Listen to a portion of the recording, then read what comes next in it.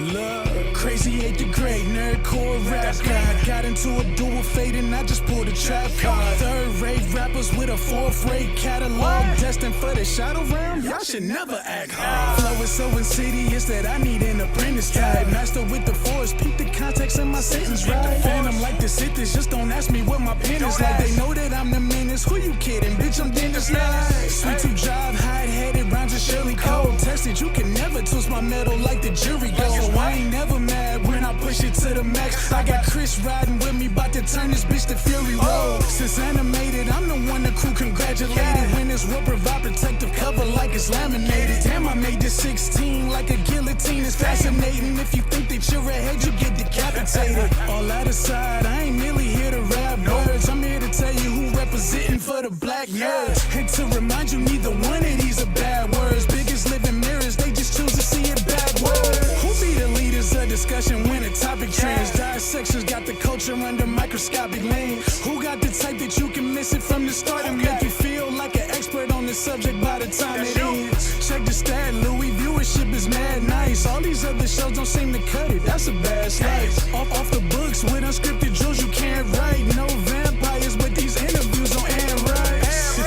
Yeah, this is the best part. Rhymes on Mandalorian, Independence made a best score. Starting a war with these stars, you won't get far. This is the way you play a game of life or death star. So far removed from the drama, we don't know this harm, but won't hesitate to shed a light like a Patronus charm. With mischief managed, troubles at a disadvantage. Must be something in the water, dip your toe because you know it's warm. Where can you find another show with such a fine cast? And if you try to box them in, they playing Minecraft. And basically to sum it up like you define math, this crew's the best and it figures like a line graph. A merry band like the words I do. Level-headed, you don't have to have absurd IQs. They know you can relate because they're nerds like you. With their help, you'll see the world from a blur's eye view.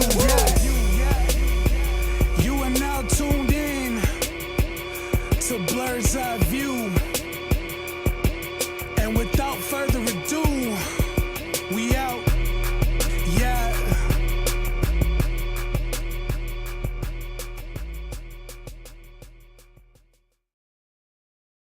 Hey everybody, it is your man on the wall, Chris Fury, back with another episode of Blur's Eye View. And if this is your first time here, you're welcome. Thank you for tuning in. Check us out on YouTube, Twitch, IG. Listen to us wherever you listen to your podcast and so many other different places you can catch us, sometimes in person. But that costs money, and that's why we need you guys. So without further ado, this ship is launching, and I never really launch without my second in command. She keeps me grounded. Lady Mandalore, what's going on? Hello, how are you? How is everybody doing out there? I'm exhausted. Thank you very much. Well, you know, you're just coming out of sick bay, so you're on the mend. No, Ish. it's okay, sure. Mend-ish. Sure. Yeah, waking up at 5 a.m., still awake now. Yeah, sure. Oh, well, not everybody is blessed to have an infinity formula through their bloodstream, but whatever works. Oh, yes. How's it going other than like your captain being up since 5 in the morning? It's the sun's down, so the day's over. I'm here with you all. This is probably the better part of my day, so thank you. I promise I'm very happy on the inside that I'm here. I'm just I want sleep. I just want to go. I need whatever they're doing at Diddy's party, post party. I would really. That's all I need. I just need the post pick me up, not in the thick of it. I need the post. I need the IV drip. The post. Yeah, that's all you're looking for is the IV, just the IV drip. We don't want the other stuff. No. Do like Denzel says. Do like Marlon says. I must have left early. I don't. I ain't seen it. Ain't nobody can say I was there either.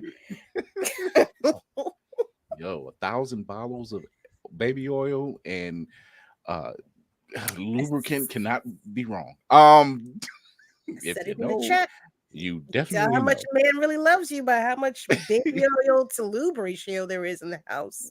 Yes. Tafari, don't rub it in. Don't rub it in. We're talking about it Thursday, but don't rub it in. Don't rub it in. Our boots on the ground is out there in Texas. He's going to see Agatha Ongalong early, pre-screening early.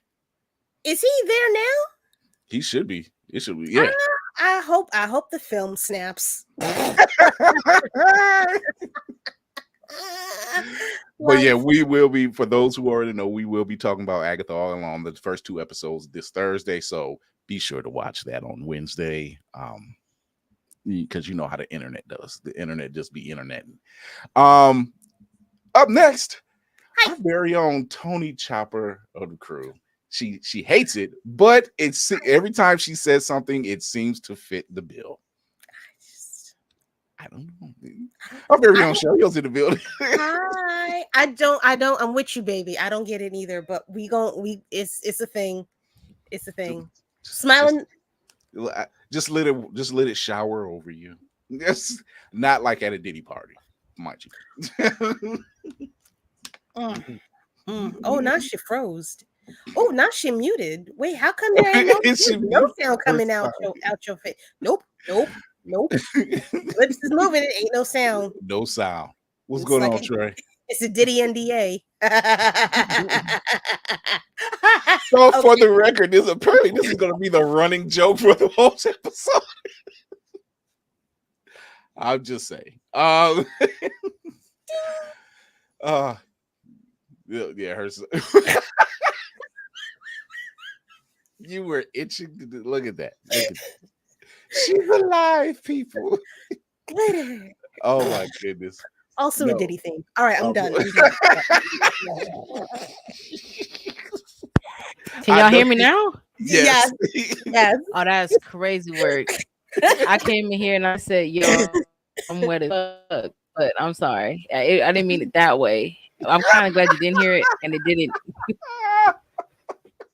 It's so on the nose right there for this episode. I said because I just came from outside. I was running and walking for an hour, but it was raining. So I was like, yeah.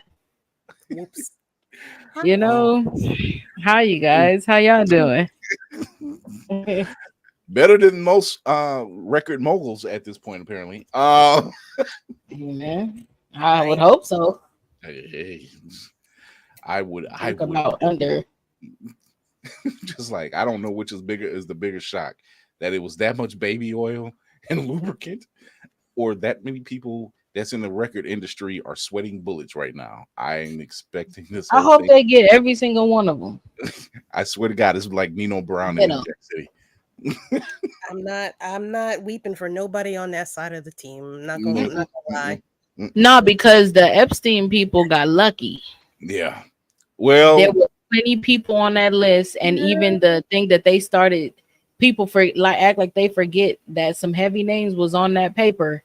Still, but there was we got right, and so but they got him, but this man is here in the flesh. The streams will cross. I guarantee you that. Oh man, we got our guest in the building. He has a manga, but sorry, no. before, like, what are we sorry? They know who we are. But before that, I want to show you just a piece of the work he's working on. Hey, have any more stories about you and Mom? Yeah. Let me think.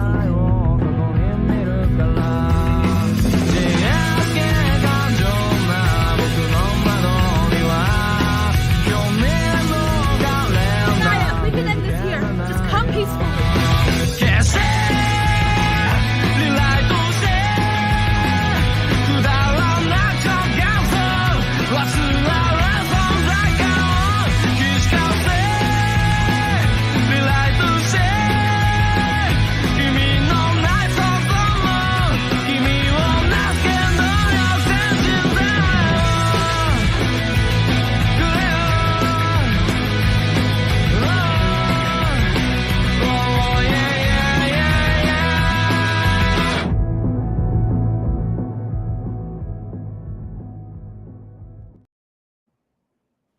And here to talk about his new manga, Valkyrie, is very own Glenn Dickson. What's going on, Glenn? Hi, everybody. Hello. How are y'all doing tonight? I'm doing Good. How are great. you? Doing good. Doing really good. Put you up front here. Man, if we're gonna put you front and center, it's been a while since we've done the front and center thing. That's Awesome. working great. Again. So, Glenn, talk to us about for Valkyrie. What's it about? What was the concept? Everything, because already I'm like, oh wait, he's got an animated too. Wait a minute. So go ahead. Valkyrie in general, the whole concept kind of started with my love of like mythology.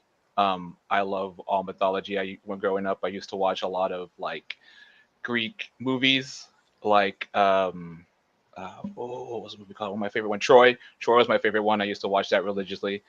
And in high school, one of my teachers, I hated English, really hated English. And I would just ask her, I was like, hey, you cool if I just kind of write this in like a comic book manga style? And she was like, I don't really know what manga is, but just do it, she kind of pushed me along. And I pretty much wrote this like makeshift, like weird story, and she loved it. And that's kind of how Valkyrie was born, because it kind of had a mythology take to it. And she's like, maybe you need to kind of like research this a little bit more. And I thought about it, and actually shout out real quick to my friend Corey. He, weirdly enough, the week later, he was like, hey, you ever thought about writing a manga? I'm like, and he helped me with the first manga we did. It was actually called Soulless. So actually that was kind of me understanding the writing style, me getting everything down. And he went off to school, and I got kind of lucky. I met this girl, her name was Asuka, and she's actually a mangaka now in Japan. And she was kind of testing her stuff out too. And she was like, I like that story you did in the past. Maybe you should do some more research. So I researched mythology in general. So Greek mythology, as you guys perceive, is kind of like the first arc. And then it's going to pave off into like Norse, more Chinese, more African, more Indian, Hindu. Pretty much it's a whole universe instead of just like, one simple thing. And Valkyrie, the first concept of Valkyrie right out of high school, I actually wrote that, which you guys just saw maybe like 10 years ago. And that's when she actually helped me with it.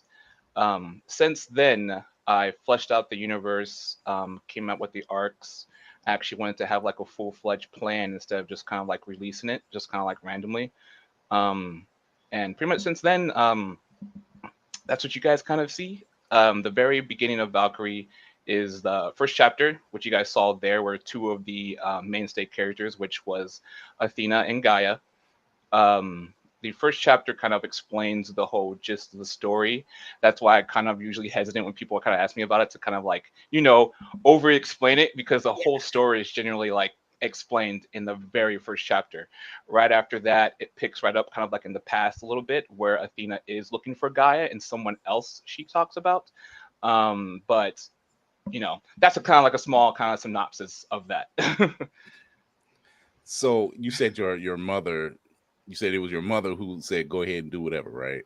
No, it was actually my English teacher. English teacher and my mom. English teacher and my mom, yes. It's amazing how people that influence us the most are the ones who don't understand it. Yeah. It's like, you know what? Just do whatever you want. You're not in trouble, so why not? Like, you're just like, oh, okay, I guess, and it turns out that's not even your biggest hurdle. It's just, hey, they pretty much said, here's the baton, go run with it. Yes. Show you a question. I don't have any questions, but I do have it. It was wonderful meeting you at DreamCon, Glenn. Yes, it was awesome. I will say, because the reason why I stopped was because the cover art or the concept art for the new chapter was like striking. It was my favorite color is blue. I was like, oh man, this is fire. And then he had art that you could buy as well. That was super fire because it wasn't just on regular poster paper. But I really like the character designs. Gaia is beautiful. Okay. But the story is cool. When he said, chapter 1, it kind of gives you the story. So I'll be interested to see, all the next chapters, simply because you said it goes backward. Since I remember asking Glenn, I was like, my question was, so then is, what happens to Gaia? And, the kid and all this stuff.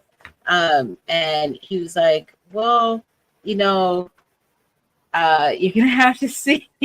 And I was like, okay, because I was just like, okay, because we get Athena is in here, and I'm like, okay, I like how, you know, it kind of gives the realisticness of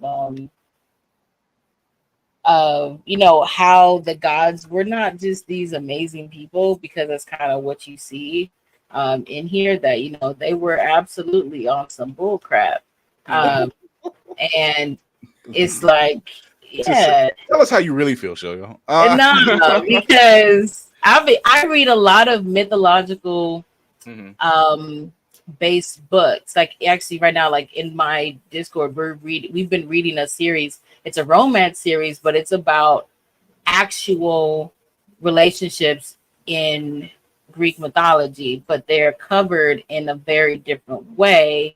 And it's so interesting. But I read so many different mythological based books that I'm just like, okay. And now you're talking about bringing in, you know, Norse and other types of mythologies. That'll be interesting to see how you pull all of that together. I think it's something that Shoyo says that a lot of people don't notice when it comes to, like, when you mention Greek mythology, which this is based around. Yeah, those guys do be on some trash. You're like, yo, Yes, hey, man. Yes, they do. Yes, they do. you kind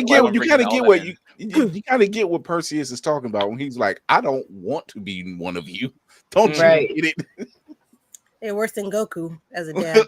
Right. No, worse. Zeus is 100%. horrible. Zeus is horrible. Don't get me started. I have Disgusting. so much to for him. I mean, Zeus is disgusting. Like, so, hi, What's up, Navy. Davey?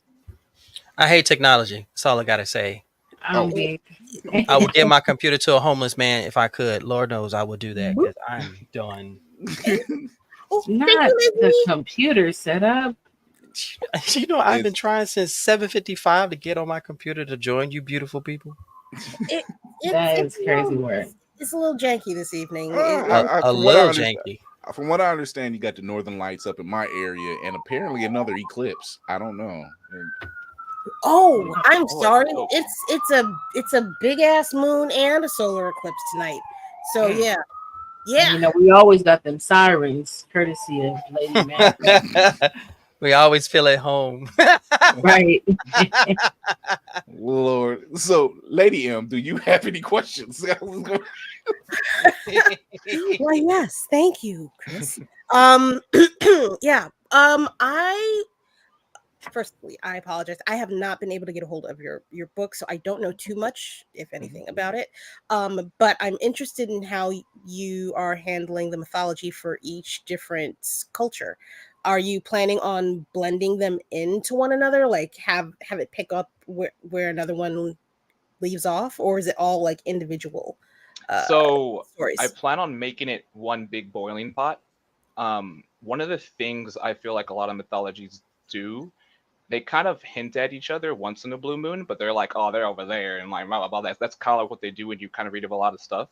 And especially with the Titans, one of the biggest things I wanted to do and wanted to point out is that, you know, in Greek mythology and Roman mythology, the Titans, most of their powers are all natural, and the gods are all not natural. They all either steal it, take it, make some type of bets, and they do stuff like that. But when you go into other mythology like Hindu and stuff, they're all natural too. So that's kind of where I do plan on like meshing everything together. So like, you know, Odin can meet Zeus, and maybe something might happen down the line because they're, you know, two big heads on these two different things. Maybe they might fight. Maybe I do this. So there's a lot of things like other relationships that I do plan on doing and meshing together. And I have a actual like written out plan how to actually make everything like linked, and it's like using other things other than just mythology. So I like a man with a plan. Oh, I like it. Yeah, I mean, it does work. It does work. She took the question. She took the question about merging universes and stuff. What you say? So you watched a lot of Greek movies. Was Jason and the Argonauts and the Journey of Odysseus, any of those Inspiration. Yes. Valkyrie is actually split up into multiple parts. So I have the Valkyrie, Valkyrie G, which is kind of like the Naruto Shippuden, and then I have like the Boruto written. So it's a big story, and actually, the reason why it took me so long because I wanted to see what Oda was doing with One Piece and wanted to see how his world building was, and I took a lot of inspiration with that when it comes to world building. I think out of the big three, I took a little tidbit out of all of them, because that's what I grew up with. I grew up with Naruto, Bleach, and One Piece. So with Naruto, it was the kind of inspirational stuff of the main character. With Bleach, for me, it was the fight scenes and the costumes. I feel like Bleach has great costumes, great fight scenes, and with One Piece, it was the world building, and I wanted to like mesh that out. So that's honestly one of the reasons why it took me so long to feel comfortable to actually like release everything. Because if I did get a question, I can be like, haha, I got an answer. I'm not just waiting for it. So I think it's funny you say the world building part of it, because you're right. A lot of those franchises you just mentioned are really good on the world building aspect. Opposed to Western animation where they're just run and gun, and it's and it's kind of like short-winded series, and 8 episodes, maybe 10, 12, whatever, done. Here's the story arc done.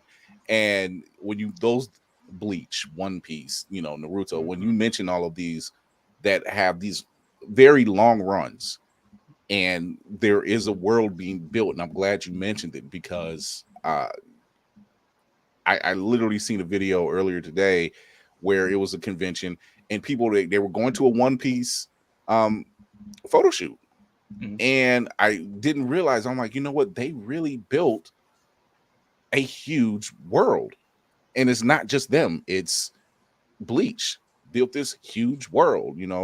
My Hero Academia, even though it's shorter than all of these, it still had a way of building a world. So I think that's what's missing in a lot of storytelling is that world building. We get it in stuff like Lord of the Rings and even Game of Thrones, but we don't get it in a lot of our animation that's over here. Yeah, I agree.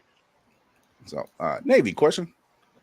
First of all, sir, bravo to you for that Master Roshi cosplay. Don't think I Thank wasn't you. going to see that, because us Roshis got to stick together. And even though 100%. Even though you had to put on a beard, you represented. So thank you for that, sir. Because we got to. I understand. First of all, and second of all, I love what you've done with Valkyrie.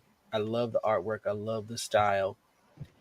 Is there someone in the industry, whether it's manga, comics, animation, that you would love to work with if you did not have to worry about a budget? If money was not an object? So when it comes to the art of Valkyrie, so I actually shifted. I focus on the writing, and someone else actually helps me with the writing art portion. Sorry. But if I had to translate that to an anime, which I really want to do, it would be, I believe it's Stereo Period. I might be messing it up. The people that run Fate Zero, Fate Stay Night, and Demon Slayer. Oh, yes. I forget. I know I'm messing up their name, but that's what I imagine Valkyrie being. My God. Fate Zero, that type of animation thing, because I feel like that's where the action scenes are going to shine. That's what I would love. Like if I had like Disney money or like whatever money, YouTube money, that's what I would want to do. So okay. Yes, 100%. I could see that as an Unlimited Blades work-esque type production. Oh my gosh! If y'all have never seen Unlimited Blade Works, you gotta check it out. Yes. Absolute fire. And if you look at some of the fight scenes in Valkyrie, you'll see inspiration from just Fate in general, to be honest with you.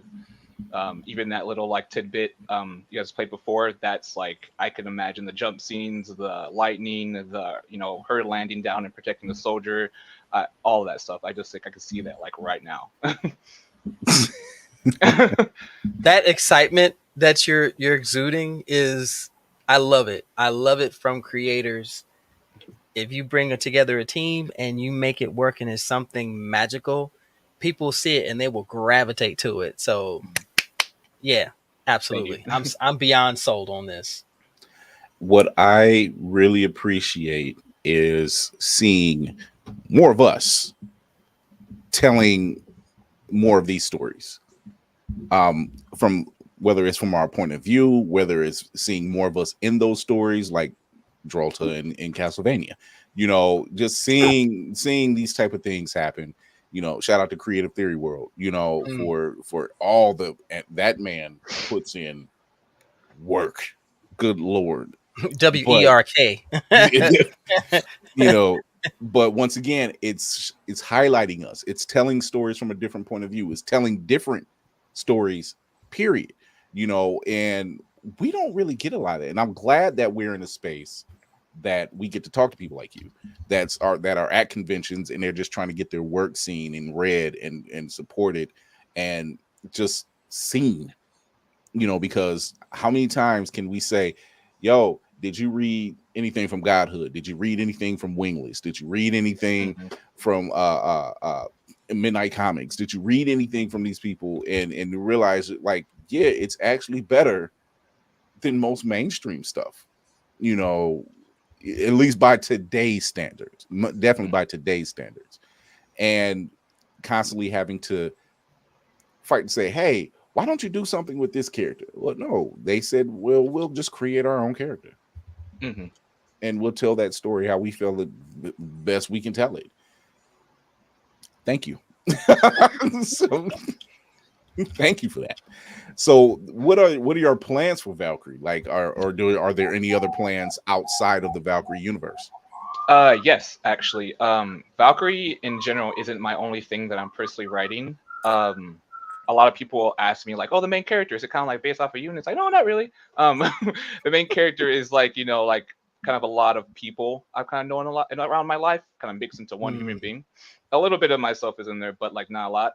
I think my other passion projects, it's a manga called Burning Dreams, and that's where a lot of just the shonen in me is gonna come out. The straight up fighting and all exposition, just all this stuff, and it's also connected to it might be a little spoiler warning, but also connected to the Valkyrie universe. So that's what I really want. I don't really want to have just one little thing, and that's what kind of like Drifter Studios is in general, where I'm actually publishing Valkyrie. I want to bring on other people and eventually have like this universe and other things all over the place, full of a whole bunch of different comics, manga, light novels, a whole bunch of things that are like interconnected. And then you guys can have your own stories. When we have our like Thanos moment, it's when we all need to combine to like do our thing. So that's what like the overall thing is, what I really want to do. Just like another Marvel, another DC, another thing like that. Because of course, like I grew up in anime, and a lot of people are like, I wish Goku would fight Luffy. Like a lot of people say stuff like that, but you can't, because they're completely different things. But guess what? In Drifter Studios, we got Valkyrie versus X, Y, and Z, and they're connected somehow. So I mean, like that's what I would really like, and I think that's what's missing in anime that I think American comics have, that not interconnectedness. So true. That nexus, so to speak. Yes. Having that nexus, yeah. The ability to share and play well with others. Huh. Yes. That's just, I don't know, that screams We don't do that here. Yeah. No. Screams America. Yeah. We don't do that here. So I think Lizzie says take her. Lizzie says take her damn money if that's the case. She means it too. Yes, she does. So have you thought with the world like this, and just with that intro that I showed everyone, have you thought about animation? Yes. He says without taking a breath. Yes. That's actually why I did that video. I was randomly scrolling TikTok, and this kid was doing bleach edits, and I was like, hey, how much do you charge to just do edits? He's like, oh, I'm in school for animation. Like, I'm down to help. So I was like, okay. So I sent him all that, and he helped me with that. I'm actually looking for people to help me with OSTs. I've been like, TikTok and convention have been my best friends on just, finding a way to reach out to people. Also, real quick, another shout out. The person that did the cover of the new stuff, his name is Art by Day. He's the one that's helped me out a lot too when it comes to that. Me and him run a store here in Garland, Texas together. He's also, connected me with a lot of people, and just, that's my end all goal is, an anime. So, yeah. Nice. So, that could very well. There's not very well. There's a home for you at Blurred Station. Because Whenever you're ready, baby. yeah, And it's like, not a whenever- studio apartment either. No. That'd be awesome. Blur Station is a launching streaming service that has a lot of original content through comics, manga, and animation, and live action, and is all speculative fiction, and that is right up the alley of what we're about.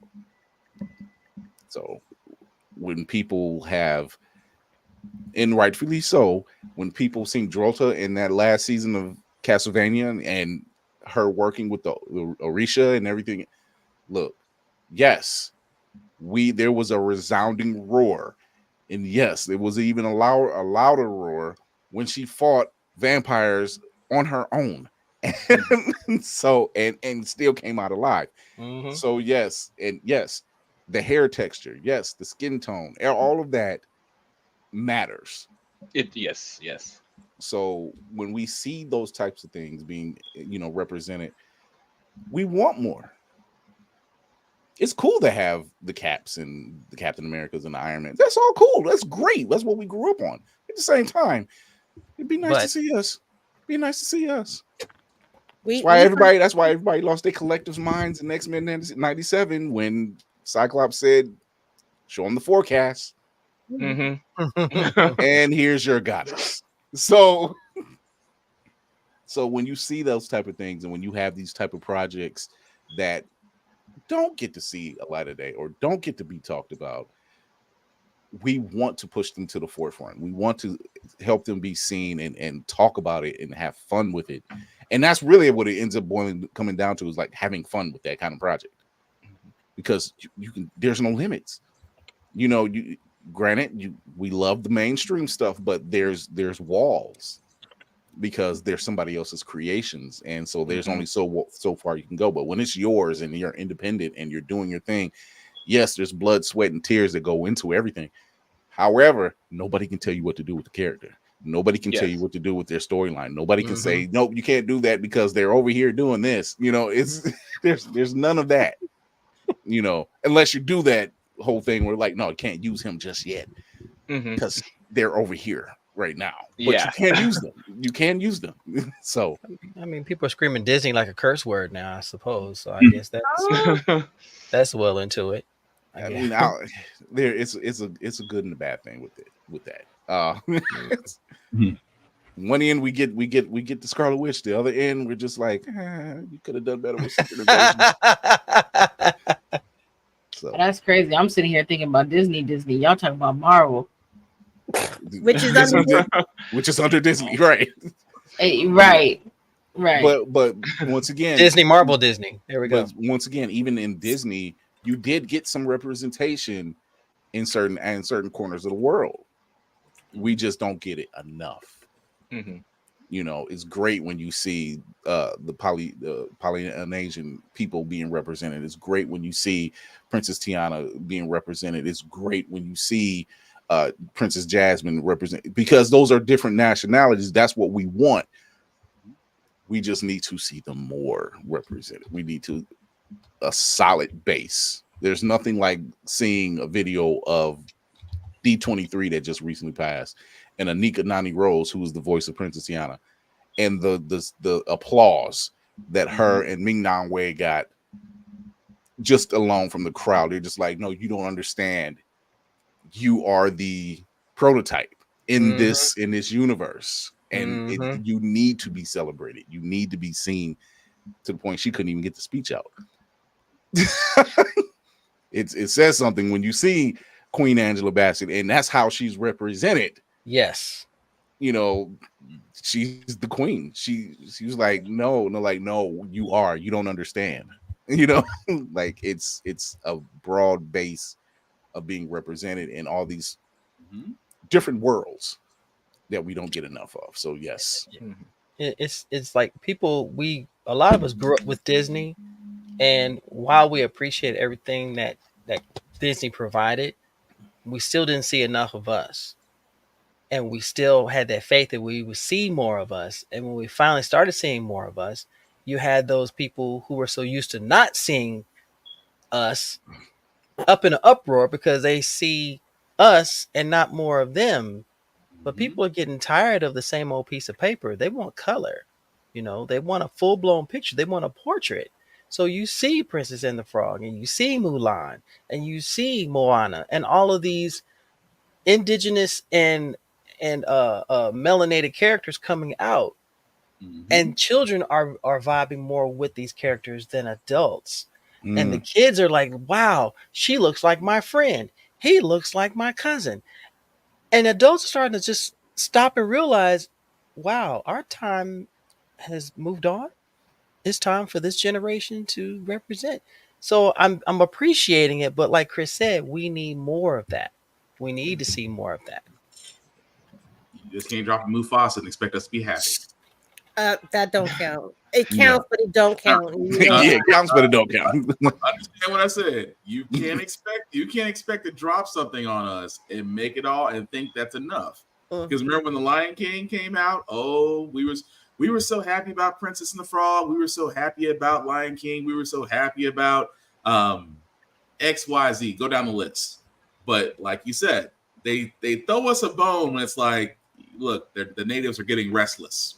We have to do something to appease them. And it's like, oh, I got it. Let's do a Disney princess. Let's do Tiana. Let's get Neo on the soundtrack. Let's make it about them. They'll accept it. And then they'll go, and it's like, okay, quota fulfilled. We'll keep going on. Yeah.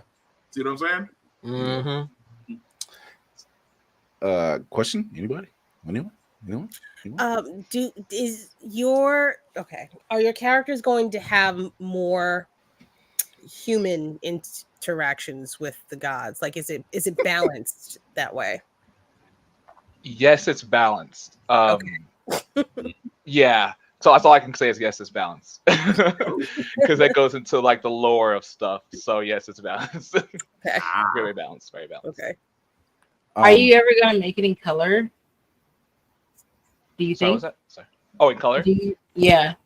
So what I wanted to do, kind of like the Gaia page, was there's going to be certain pages, kind of like full spread pages that I want a different artist to do, and those would be in color. Full color, possibly not. I think when I do my comic book, yes, that would be full color, but I wanted this to be like an Americanized manga to where like my mom can read it, because my mom, she read it and she was like, oh, I get this, but you just read it backwards, and it's like, great. But if I give her a regular manga, she's like, this is harder, so blah blah blah. I wanted like everyone to be able to read it, but I also, like I said, I grew up in anime and manga, and it was always my dream to make some type of manga thing and be a mangaka. So that was kind of like the first project I wanted to release. So what was you said One Piece, Bleach, Naruto, those are the ones are those the ones you were introduced to, or just some of your favorites? So kind of a funny story how like I was introduced into anime in general. So I have a couple stories about that. When I first watched anything anime, I didn't know it was anime. My dad actually went to this DVD store, a VHS store, back from California, so I was back in Cali. And he was like, yeah, my kids are looking for some new cartoon to watch. And this guy gave him Dragon Ball Z. And he just puts it on. But the problem with that was I was about 7 and my brother was 4. So when you popped it in, it wasn't like a normal Dragon Ball Z episode. It was the Cell Saga, the Android Saga. And Android, I think 15 or 16, was killing Yamcha. So all you saw was blood on the screen. It was 15. My dad looks at me and my brother. Oh, and you got the unedited version. We got that unedited version. So my dad looks at me and my brother. He's like, "Don't tell your mother." She's like, "Don't tell your mother." So, I'm sorry. Classic. I did my kids the same way. Yeah. So that was my introduction to anime, but I didn't know it was anime. I just thought it was a regular cartoon. My first thing that actually made me fall in love with writing in anime was actually this anime called Elfenlied or Elfenlight. I always mess it up. Oh, wow. Yes, I was actually This is when we got cable in my house, and it was Time Warner cable. My parents were like, "Hey, y'all want to go to the store?" I was like, "Nah, My brother like, nah, we're good. And they're like, well, just stay home. And we go instantly right to on demand. So it was Anime Network, and we clicked on the first episode. Oh my gosh. Oh, girl was I was fucked 11. I was 11. He was a little bit younger, and then you know what happens in the beginning. I'm not gonna explain it. Yes. But, we watched it. Never ask for coffee in the first scene. Straight fucked up. Yeah. Never ask for coffee in the first scene. It's crazy. And I watched it, and that was actually my first ever binge with my brother. All episodes were on there. We watched it in one sitting. And it made me realize how much I liked storytelling, because it was a crazy anime, but the premise was so simple of being apologetic and sorry. The main character was so sorry and apologetic. She did all that stuff. It was a crazy way of explaining it, but I mean, I understood it at that young age, and that's kind of when I fell in love with anime. After that, it was Fullmetal Alchemist. After that, it was just all the classics. It was pretty much everything. And after that, I started reading manga. I was a manga kid at school. Instead of reading my stuff for football, I would have a big Shonen Jump book. I'd be reading that, so my coaches would get on to me like, "Hey, you need reading your plays." I'm like, after this chapter, but but that's kind of how everything started with all that. I wouldn't say it wasn't my first foray into anime, but it was definitely one of the more adult themed animes, and I didn't realize it, and it was Wicked City. Oh yeah, and I good lord, it was pay-per-view, and I'm like, okay, I had just seen Crying Freeman. This was the days when ECW was still on the air, cable access. So it was ECW. Then after ECW went off, you would get a random anime movie. It could be Lupin the Third. It will be Crying Freeman. It will be something. It will be something, right? And I was like, really? So I'm like, it's an anime. Wicked City. I like the way it sounds. It reminds me of Men in Black. So I'm watching it, and I'm like, my mother comes downstairs, and in Navy, the scene. It was the opening scene. It was yes. Oh my god, bro. Let's just say the perp they were chasing was a woman, and she goes into a tunnel, and it turns out she's like this alien / spider type hybrid. Yeah, I've seen that. Yeah, and my mother was like, "Wait, are you watching porn?" No, no. It's spider coochie, mother. Spider coochie. There was no censorship on that. Yeah, and yet I recommend it to my friends. Yeah, you want something to really throw you? Get a glass of wine. Watch Wicked City. I'll see you in a day. I'm crying. A glass of it's wine. Y'all setting people up. It was literally that moment of like, no, it's not. I swear. I had first viewing, had no clue. I just heard they said violence and something else, violence and cursing. That's what it said. You had Wicked City. I had Ninja Scroll, and that's what my dad walked in on me on. And that scene is like, you old enough. I get that you old enough to watch it. The crazy thing is, I didn't really get a chance to binge anime until I got into the Navy, where I wasn't around my parents. And my God! Wait, it's the way he said, "Oh, Lord." I'm crying. Yeah, he was singing right there. Yeah, because when I sat down, I was like, "What is this? And why can't I stop watching it?" Fist of the North Star, fuck me up. Fist of the North Star. I'll never see someone's fingers the same ever again. You are already dead. Nah. Julia. When I think about it, I think some of the worst anime that I've ever watched was a recommendation from my kids, my students. They would literally, I would be like, they knew I loved anime. We'd be chilling, and then they'd be like, "Oh yeah, Miss Chloe, you need to go watch such and such." Me sitting here like, okay. I said, okay, I'm gonna give it a try. I mean, every single time I would come back after I would be like, why do I keep doing this? But it would be like, I need to tell y'all, why are you watching this? This ain't for you, baby. Good show. They set up Shoyo like they set up This- Kev on stage. It was like, Me sitting here like, watch this. I said, we can't discuss this. I don't know why you thought this was gonna be a talking point. I We are can not- do this with my folks. we are but not with you. And show you every time. Hey, Miss Shoyo, you want to watch something else? With a smile on their face. And be like, yeah, buddy, yeah, I'm gonna go check it out on my own, and then I'll come back to you the next day and let you know if we can watch this. Yeah, not gonna get me in trouble. Or if I need to call your mother. Yeah. Miss Shoya, my mommy recommended Food Wars. No, let me tell you. You like food, so Food Wars. Let me tell you, I Food love Wars is Food good. Wars, and I forced my dad to watch some episodes with me because it was about food.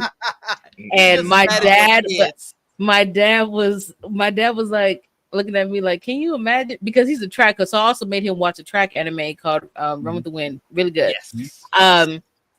Because I was like, I gotta appeal to this man with the stuff that he likes to get him to watch anime. So food and track. So he was watching it and he was like, oh, like this is interesting. Then it got to when the clothes started falling off, and he was like, Yo. Blasted off, you mean? Take a taste of my and food and you'll it was be so naked. funny because he didn't really say anything on those parts. He would say something when they were talking about the food, like, oh, I can just taste the hint of ginger. It's like a tablespoon of cinnamon in here. My dad's like, how? It made me see food different, but he was talking, but anytime I could just sense that he was looking at me like, the fuck are you in here? me just like, I'm straightforward. I'm looking at the screen and that's it. Watching, but I got a bond with it. It's like, And I wasn't a kid, I was an adult at the time, but still, I was like, hey, I gotta get you in this. that's how you know your dad loves you. Your dad loves you because It's that Hey man, I can't get my mama to do it. My mom will never, but my father, I can get him to watch anime. Yeah, Not the convert. yeah. Man. So before we go to break, Glenn, where can people find your book right now? Right now, so it's going to be on Webtoons for the next month or so. I'm actually developing a website so I can actually put everything because Webtoon does this creative copyright thing, but it's on Webtoons right now as Valkyrie. I also do have links to it on my Instagram, which is sensei_honor, and it's H0 and 0R. Those are the two places, but after a month, so I'm releasing the second chapter on October 20th. So that's when everything's shifting over to the website. Beautiful. We will be talking about a little bit of news that dropped. Creative Theory World's in the house. He said, what up, man? Watching Ghost in the Shell, and his mother came home from church, and the stare down was wild. So yeah, we all have seen animes and like, okay, I didn't realize that was going to happen. I swear I didn't know that was going to happen, but nobody told me. Yeah. Oh my god. So yeah, this is what happens. We will be right back with our guest, Glenn Dickson. We're going to talk about a little bit of news and who had bigger impacts on the comic industry. We'll be right back.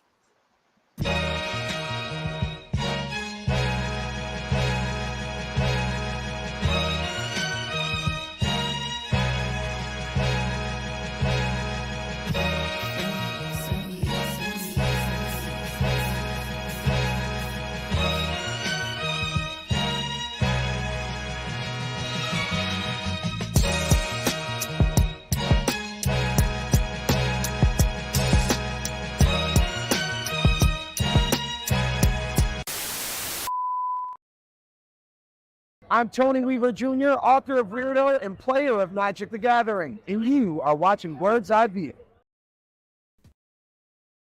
Blerd's Eye View is a proud affiliate of Otaku Noir. Use the code Blerd's Eye View for 10% off on all items. With a different nerd-themed box filled with items made by talented blerds across the country, you surely will not be disappointed. Go to otakunoir.com. Otaku Noir, the #1 blerd mystery box company.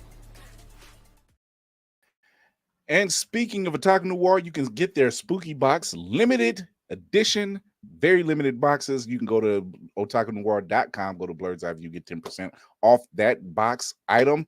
and you will not be disappointed when you get that new box from Attack Noir. But we are back again with our guest, Glenn Dickson. Let's get this back together. We got the whole crew in the building here. There we go, and there we are. So, with the news, of course, comes everything.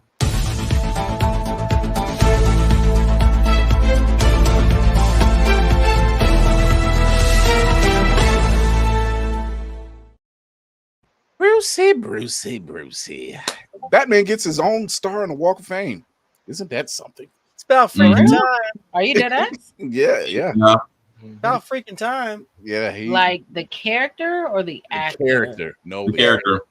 Mm-hmm. He gets a gold. He gets his own star on the Hollywood Walk of Fame. So here's a question: has Superman gotten his? I don't know. That is a very good question. Oh, you know, gonna be some salty people. You know, yeah. there's gonna be some salty people. Oh, That is not good. okay. Somewhere Bruce is like this. Gotcha. Batman is the lady beat me. I mean, Kira beat me to it. Batman's the first one. Show yourself both are ass. That's her hot take. Hey man, I will never forget being in the airport. I was on the phone with Mandalore and Liv. I don't know if Mandalore remembers. I got my food. I sat there. They, for whatever reason, we were all talking about superheroes, and they were going hard for these two. I was sitting here like, hey man, I don't know, I don't care. I just think they're both ass. The way Mando and them both turned towards me, and I was just sitting here like, hey man, you got me arguing in front of all these people at the airport, and all I said, okay, was that they was ass. Okay, I'm sorry. Wow. And I bet you anything, somebody's listening to you say that and go, "Yep, facts." Hey man, Yeah, come on now. It's a level of petty that I'll take whatever. Hashtag John Stewart is my Superman. I'm crying. It's like, well, if it works, it works. Bruce can be petty. If Kendrick has a level of petty, and we know 50 Cent got a level of petty, Facts. why not? Oh yeah. 50 Cent Hey, I crazy, can bro. go up for the boogeyman. Lady Mandalore still giving show you the sideline. Wow. Hey, Don't you really? You're gonna do the stink face and then just disappear? But I can you remember that combo? I do. we remember. That was a I moment. know. Oh man. As you know, Agatha All Along premieres this week on Disney Plus. First 2 Tomorrow. episodes. Yes, we're talking about it Thursday.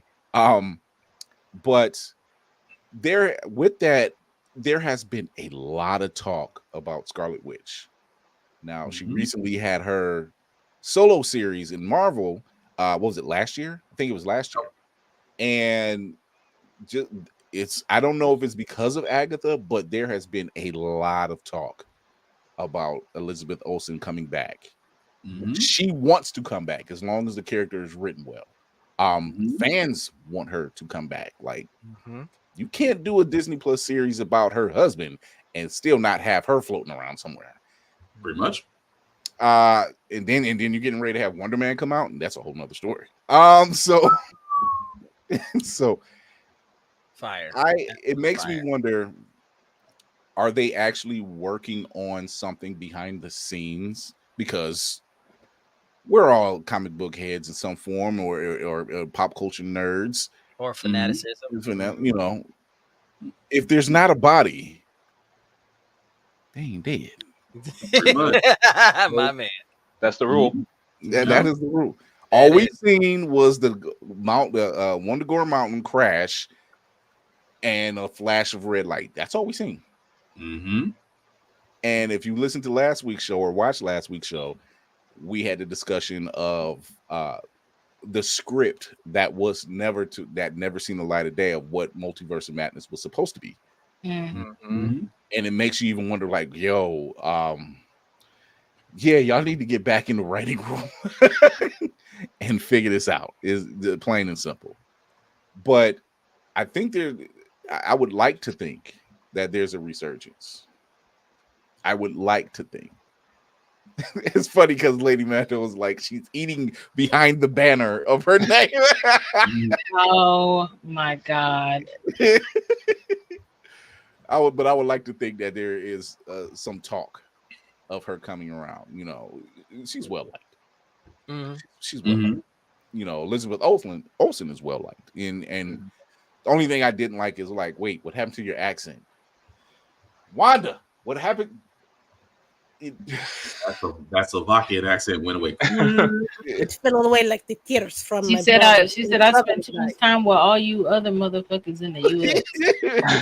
I am crying. Aren't you crying? We are I crying. kind of understand because if I stay anywhere for too long that they have a heavy accent, I'm gonna catch on, and it's not good. You said that's not good. Nah, hey man. My parents sent me on a I went on a trip to visit someone in one summer. It was only for like a week, but I was around some super southern Louisiana people. I came back and I had it deep. My mother was like, "So you just gonna come back home? You gonna come?" My mother said, "You gonna come back home just talking like a whole Louisiana person?" I was like, it was like, "Ooh, I'm gonna make a name. I'll make a name for myself." No, I tell people all the time that because after I saw the movie, I was like, "Oh, okay," because it feels like he was. It's funny because it's Tatum, it's Channing. It doesn't feel right. But I literally was telling people, I was like, I promise you, if you go to deep Louisiana Cajun country, you're gonna find someone that sounds like that, and it's gonna be real. He said that's how he learned it. That's how they talk. If you don't know, or you're not, and you've never heard it, you would think it's fake. I'm like, no, you go deep enough, that's how they sound. Because both of my sides of my family are from Louisiana, so it's like, yeah. I was in the Navy with a guy who was a Bayou boy, and it was so wonderful to hear him speak and just ask him a question and just listen to him talk. I just genuinely love that Creole accent, but people thought he was fake too. It's like he talks like this every day. What's wrong with you? Okay. Yeah, man, they don't be thinking it's a real place, but it's like it is. Go to New Iberia. I want you to think about how they sound. She said it's a real place. Yes. So we have 2 trailers to check out.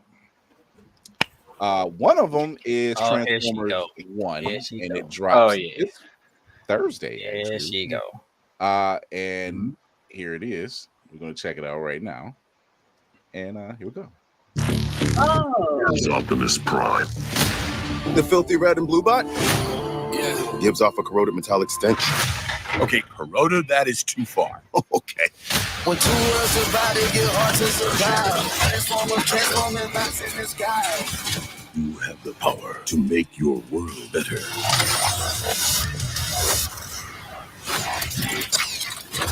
But this fight is mine. Standing on business, ready for revenge. It's the sweetest victory, that's a win. Okay, so he's a little intense. Yeah, just a little. Now is the time to stand together. No, it's time to fight back. Please don't do this. You need to move out of my way before I move you myself. I done made it to the work. 10 toes down, never touch me in the dirt. Supercharged and it don't quit. Feel like us against the world, we gon' take the risk. All that counts is the strength of one bot over another. He's too strong. Look me in my eyes and tell me what I'm supposed to be. I never walked up to anybody chose me.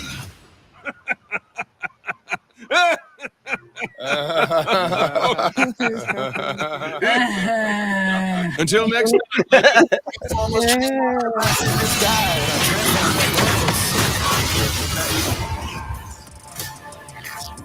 We won't stand for defeat.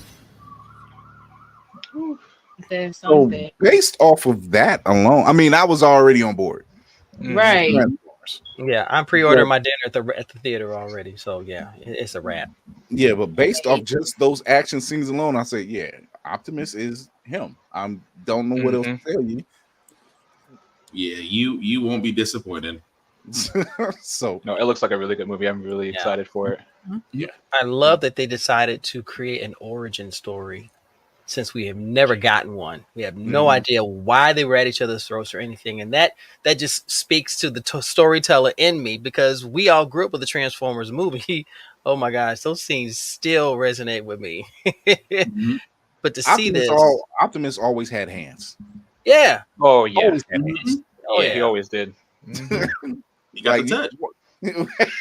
He got the power.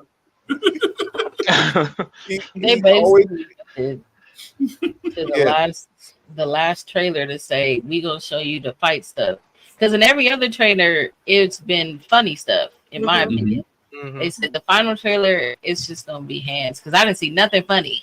Okay. No, it was all hands. It's like it's all smoke. It's all smoke. Right. We're not here to play games. We look here, and it's like it was. And it as much as the Michael Bay Transformers kind of went left. It still fits his vehicle of everything exploding. It just makes sense. But just storytelling wise, it did go left on certain things. But one thing never changed. Optimus always had hands. Every film, that man had hands. You know. Even my wife was like, "Yeah, that's what I'm talking about." I said, you see what I'm talking about? This is what it was for me." It was like, "How they gonna jump him?" I said, "Hold on, he got it." Yep. The second movie, the second Michael Bay movie, when he's like, "I'll take you all on," and he cooks. I remember that as a kid. Like, no, let him cook. Let him cook. I'm like, he gonna do it. You know, she was like, "No, how they gonna jump him? He want that. You don't understand." It's even ons now. What he say? What he said in the one? He was just like, "Give me your face." Yeah. He proceeds to rip it off. I'm like, that's that dude. That's not who you know. You don't want to mess with him. So yeah, I know that I'll be going to see this. My only thing wasn't something, and this is something I had to learn when I found out who was doing the voice work, which was Brian Tyson Henry for Megatron and Chris Hemsworth, Tyree, for Megatron, and Chris Hemsworth as Optimus. I was like, that's interesting choices. You know, considering the fact that we're used to hearing Peter Cullen, and it's really hard, you know. And I had to learn over this. You know, Batman, perfect example. Superman is another example for the voice work. Even the Flash. That sometimes they have. Who is it? Who does Rocket's voice? Bradley Cooper. Yeah, Bradley Cooper. Still to this day, you can show me him doing it, and it's just like, it's not him. I don't believe it. I don't believe it. I don't believe it. Like, because it's that good. And it's like some of these people actually have a skill set that we just didn't know about. And there it is.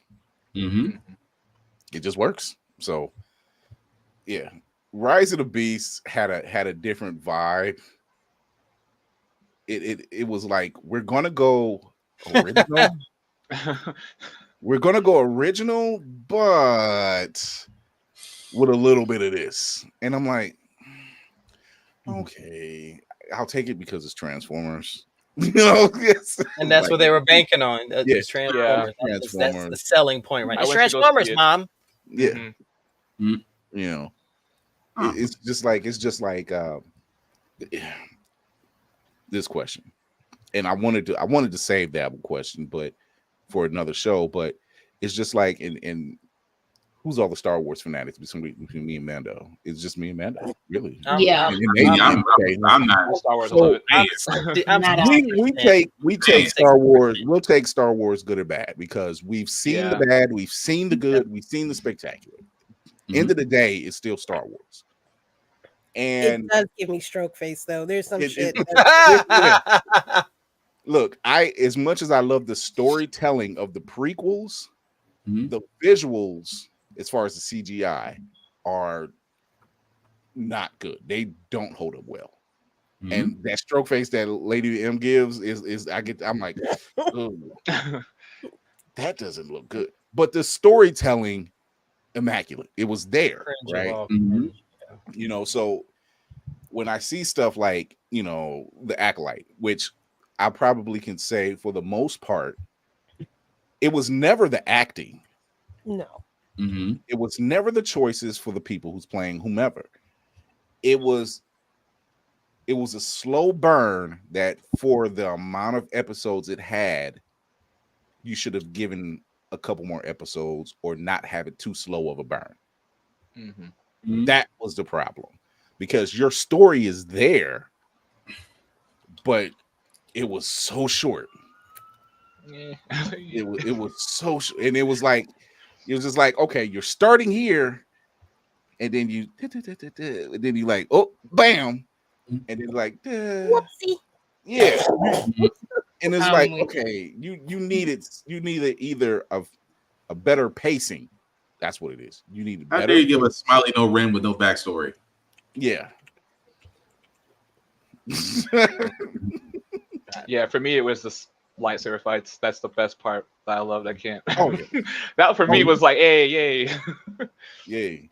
Yo, they was getting it in. And I'm like, give us more of this, because we're just like, okay, we're getting somewhere, because it was almost a false narrative of showing us the stars that you had, only to bump them off so quickly. The main star, the main characters, to bump them off so quick. And I'm like, you have 8 episodes and you're basically killing the cast. It doesn't help. You got rid of a Wookiee. I wanted to see a Wookiee. I know, off screen. I was like, this is cool. On the floor dead. That's a budget right there. Wookiee Jedi. I just want to take out. Where's my Wookiee Jedi? I'm like, you give me a Wookiee with a lightsaber, and now I want to see him fight. You know, so and we didn't get it, and I was disappointed. So for those incels that are mad because it's a woman, that was never our case. We didn't give 2 shits about that. It was your pacing was too slow for the amount of episodes that you have. It was like, okay, you might want to bump this up a little bit. I get it, you know. Never go into a franchise saying, I wanted to tell my story. Stop. Do you know of this universe? Is the question.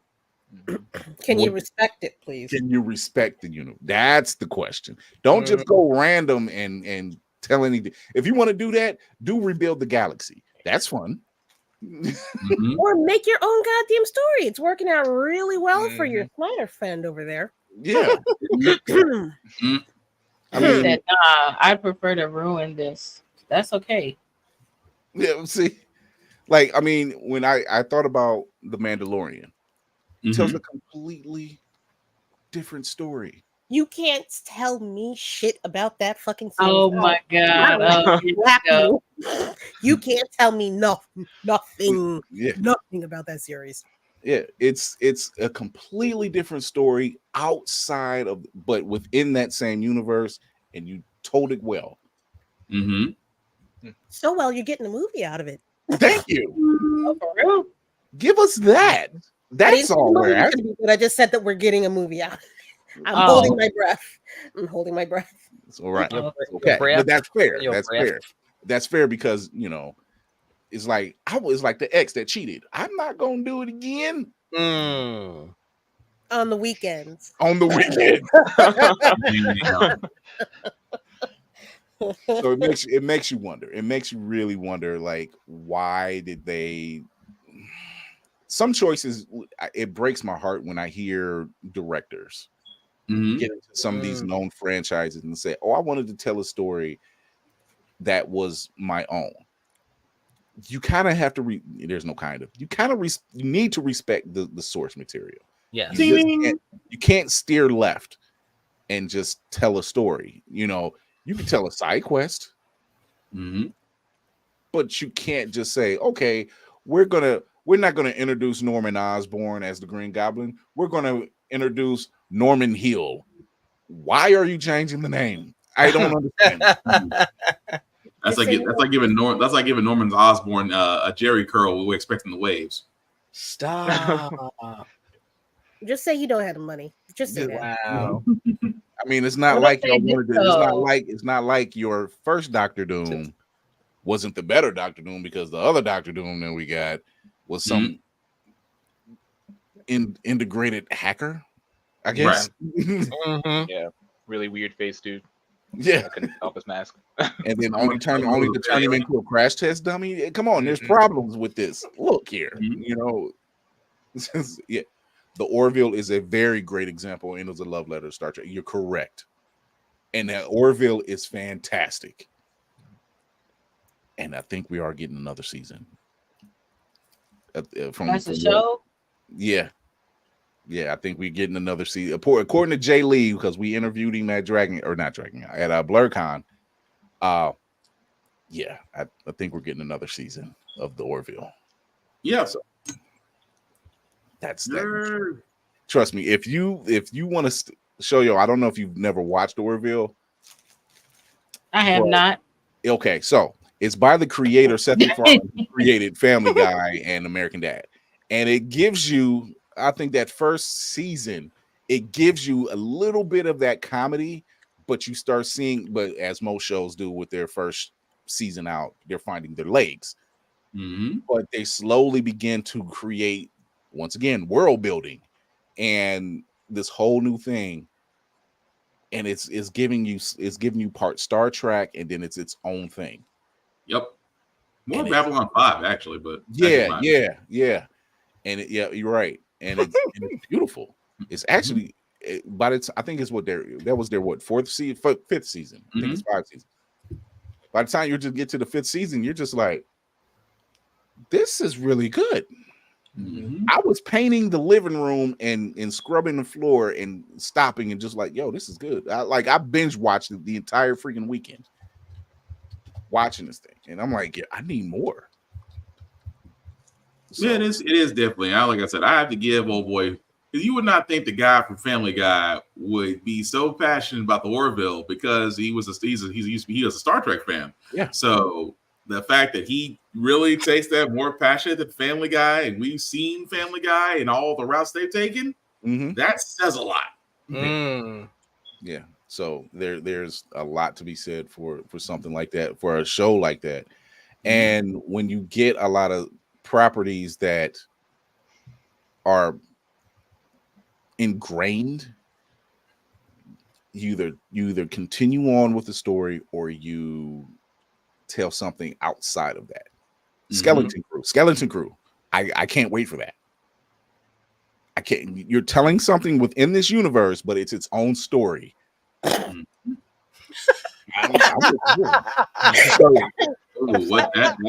not. Wow, Shoyo said uppercut. She came back in here all high and mighty. Okay. if people can see the private chat, because it's not the public chat, it's the private chat. Ooh, Shoyo is chopper. Yeah. She is. But yeah, Jesus. it's I would prefer to have more stories being told. If you're going to tell that story, if you're going to be in that universe, tell that story outside that. It doesn't have to be the Skywalker saga. We don't want that. We actually want to kind of walk away from that.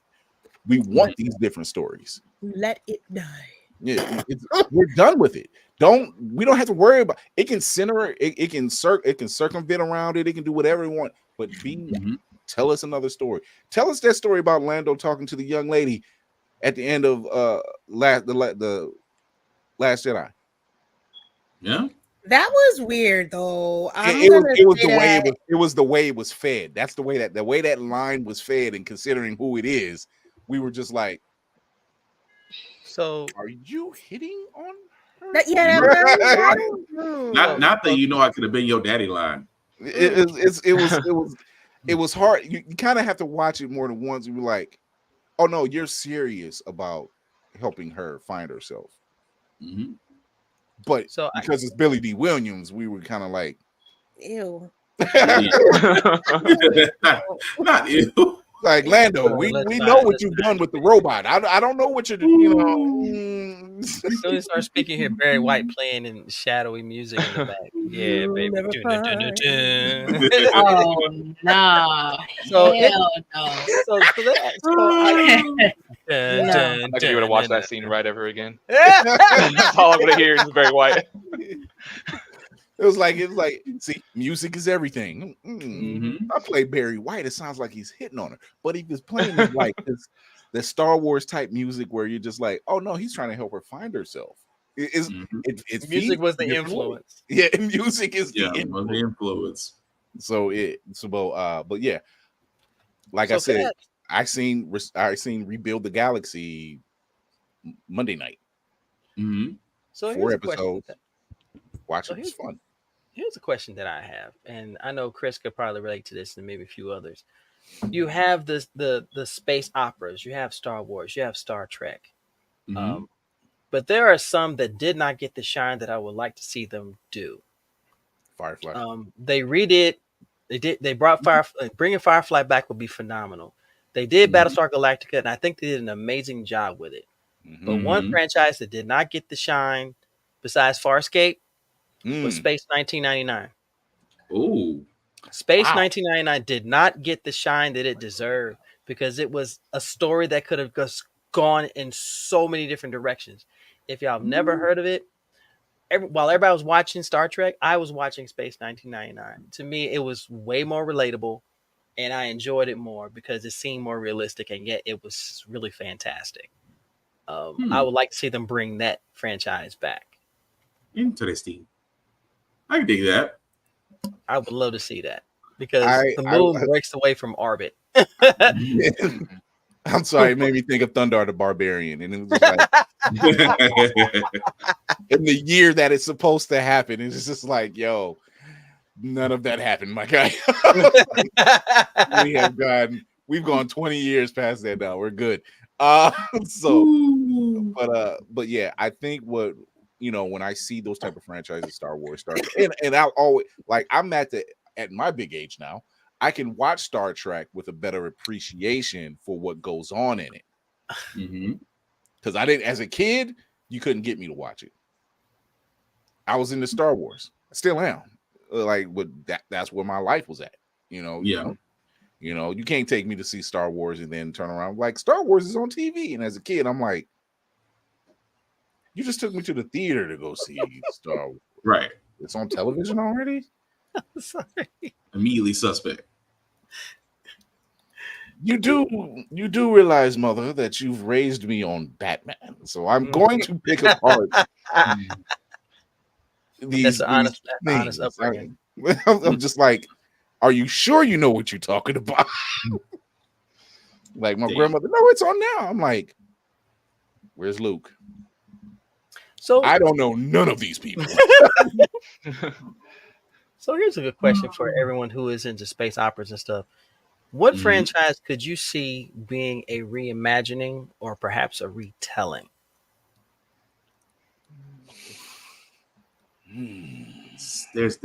Now we'll broaden it. Anything fiction, fantasy, anything supernatural, anything like that. It's already been out. Yes, there's no pause on that one because I'm a supernatural fan. Wait, I apologize, Navy. Shoyo, please stop being so goddamn stubborn. I was waiting. Cut your shit in the comment section. Stop feeding that shit. I'm talking to you. It's a love letter to you. I hate you. I'm sorry. The way she said that is, I'm sorry. If you see Churchy, it's like, that's what you choose to do, friend. The level of been ping ponging off each other. It's like China and Korea just bop, bop, bop. I'm like, sorry, Navy. But Whoopi makes a good one. Buck Rogers. That's a good movie. Buck Rogers, I can see. I think for me, it will probably be like Starship Troopers. It'll be, I know it sounds weird, but I think that getting some type of like maybe a little bit something more serious or like venture up to other planets. I think something like Starship Troopers would be really cool. Would you like to know more? The Last Starfighter. The Last Starfighter. Yes, thank you. Thank you. We should have had another one for that. I could go for another. Yeah. That Enemy Mine. Enemy Damn Mine it. is another one. Beat me to it. Shoot. I had that in the jar. I had that ready to go, and I got to think of I would like to see Andromeda. Okay, yeah. I can see Andromeda without Sorbo, of course. Without Confused Sorbo. Yeah. Yes. Without Kevin Confused. Replace him with Lucy Lawless, and we call it a deal. Hey, there we go. I am not against that at all. Shoot. Well, we're going that route. Well, it's not really space based, but damn it. They tried to do it. It'll come back to me. I didn't like the new reimagining of Charmed. No, Brother from Outer Space. Yeah, no, for real. Yes, Brother from Outer Space. Yeah, it needs to be redone badly. Yeah. Every show that needs to be redone. That was it. What was the one David Bowie did? They had this show too, and the show was actually doing well, in my opinion. With him was it Ziggy Stardust? Yeah. I can't think of the name right now. Shoot, you got me looking that up now. I got Major Tom playing in my head.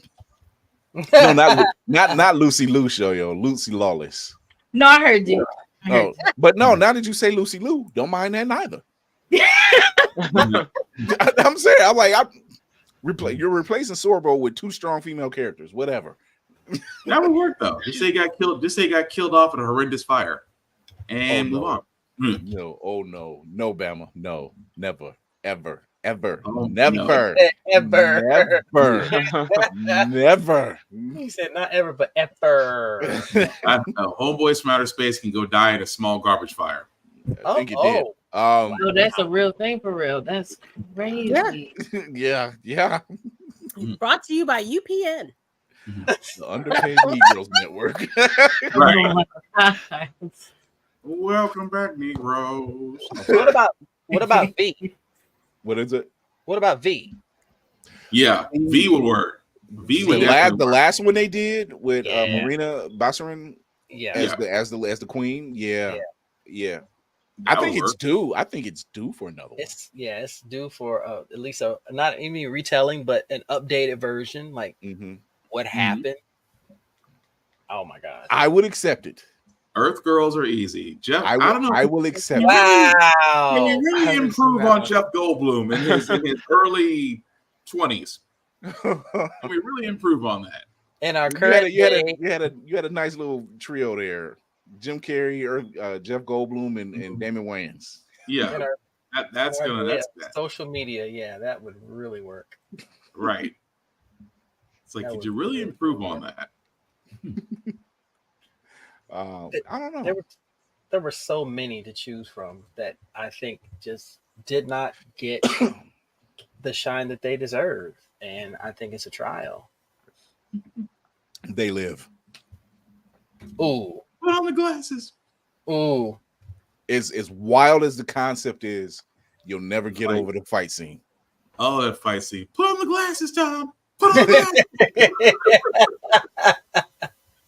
There's nothing like watching Roddy Piper and our very own. I'm sorry, I can't think of it. What's going on? And watching that Roddy Piper and Keith David go hand to hand in an alleyway over some damn sunglasses. Just put the damn glasses on. They was putting the shit out of each other. They was putting but the ending still has to be there. The ending was so wild. That ending was wild, man. Escape from New York, I could go with that. Yeah. Snake Plissken, yeah. I think if they do that, they need to introduce a different character as the main character, but have Snake as perhaps someone who has gone in and out of the escapes all the time, says, I'm done. I'm retired. Yeah. Like, what are you looking for me for? Type of thing. Yeah. Right. We need your skills. I'm retired. I don't do this shit no more. I shut the lights out on you guys last time. Bama had a good one too, but again, that's from the UPN network. But 7 Days was a good show. 7 days. Wow. They actually did redo it. It's called something on TNT now. It's about time travel. The Lazarus Project. There we go. That's it. They tried to do it like that, which was okay, but so I think there's several people who, or several franchises, or even movies, I wouldn't mind them tapping into to kind of, damn it, that's what I was gonna say. Bring back shows like Viper. Wow. The vehicle that was supposed to be the long form commercial of the Ford Viper. Pretty much. The 2-season longest ever running commercial for a Dodge vehicle. You want to outrun people? Get a Viper. Right. Yeah, it was Dodge Viper. Cool concept though, but I was just like, it's like a knockoff Knight Rider. It is. Although Team Knight Rider was horrible, but we never didn't come back at all. Trash Team Knight Rider. If you want to talk about a show that was advertising for vehicles, that show. Every specialized car was a Ford vehicle. No wonder it broke down so much. Like the brother had a truck. He had a whole truck. Mm-hmm. I'm like, y'all got money to make all these cars talk? And y'all need a team? I'm tripping on the fact, how in the world do you have a carrier that can just land anywhere, but yet these are the vehicles that you have? It's like, sir, you landed on a busy ass 4-lane highway and you're giving me a Ford F-150. You couldn't get away with that now. Not with the way traffic is nowadays. You couldn't get away with that. Man, that part. I got a question. It was something that Tafari had recorded when he was out at DreamCon, and I think it's a very good question because in our group chat it did cause a lot of conversation, not bad conversation, but what writers or artists had major impacts in the comic industry? Like that discussion was Alan Moore and Frank Miller. Mm-hmm. And while they both have major impacts, I was leaning more towards Alan Moore. Mm-hmm. Because Alan Moore, his storytelling is, he's a curmudgeon now, but at the end of the day, he has a very extensive storytelling background. Yeah. Frank Miller was more in my eyes, Frank Miller's biggest claim to fame is his run on Daredevil. Yeah. And then Sin City. Sin City, yeah. Sin City, yeah. Those are his biggest grabs, right? And then it wasn't until, and this was held in the conversation, it wasn't until they took some of his properties, Sin City, the Spirit, and everything else, which not his property, but he was able to write it, turn it into film and in 300 and turn them all into film, and that's when he kind of had a resurgence. And while the Sin City run was not bad because it was every bit the book. Same with 300. It should have just stopped right there. I didn't need sequels. I didn't need a sequel or a prequel to Sin City, which was A Dame to Kill For or Die For, which came literally came like 10 years later. Which I'm like, well, it's too late now because that trend of tapping into that crime noir, you missed it. It should have came out like a year or two later. Mm-hmm. You waited 10 years and these people have moved on and everything. And now you got to tell a See, we say comics, we say artists who impact the industry. My mind went straight to Todd McFarlane. Just because of Spawn, of Batman, and various other comics he's also been attached to. So between him and who's the guy that did Thor? Walter Simonson. Walter Simonson. There we go.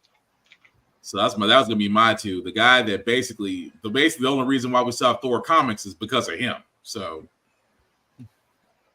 we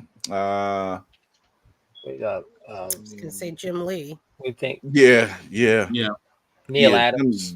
Neil Adams, Jim Lee. Neil Adams' run on Batman's amazing. I'm gonna say Ta-Nehisi Coates. Oh yeah. His run on Black Panther had officially made it on my list as one of my favorites, next to Don McGregor and Christopher Priest and Reggie Hudlin. Those four telling stories about Black Panther were amazing. Just hands down, just great stories. Not just because I'm a fan of, like, no, you really told stories, you know. And Coates' run, I'm like, oh, you're going there, and I love it. You know, you're like, they told great stories, but you're going into history. You're going into the ancestors. You're tapping. You're just like, oh no, we're gonna tap into this. You know, and he told it.